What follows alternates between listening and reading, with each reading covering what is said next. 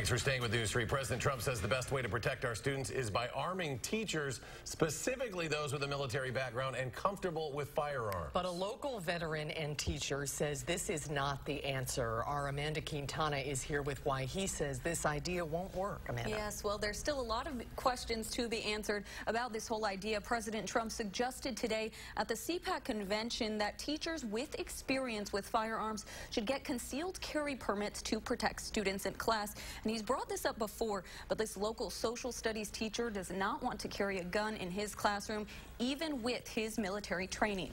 Would the firearm be in my classroom? Would the ammunition be in my classroom? What happens if the students overpower me? I have 30 students in my class. Jason Knoll says arming teachers like himself is not the answer to keeping students safe. Since the Parkland shooting, the 11-year Army veteran has been struggling with the idea of what he would do if there were an active shooter at his school. Obviously, my military training will kick in, and I would definitely protect my students, but at the same time, I'm a father of 3 children.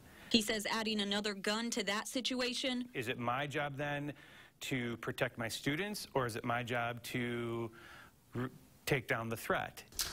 Just doesn't make sense. Although I think it's a laudable idea, and I do think that students do need to be protected with firearms, I don't think that arming teachers is really the right way to go about it. John Erlinson has been a concealed firearms instructor for 15 years. He says the complexities of training someone to be able to perform in high-stress situations is too much of a commitment for most people, including teachers. Tunnel vision, loss of motor skills, and panic can cause even a highly trained person to shut down. The odds of them responding in a good fashion when the bullets start flying are just not very good. Giving a teacher with a gun no guarantee of stopping a shooter, especially if they aren't dedicated to carrying it in the first place. I know that none of the members of my department would want to have a firearm in the classroom.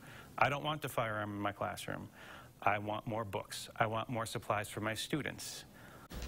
Both Erlander and Knoll say carrying a gun should be left to law enforcement, but also both of them agree that something more needs to be done to protect these students. It's a fascinating debate that will continue for sure. Thanks, Amanda. Thank you.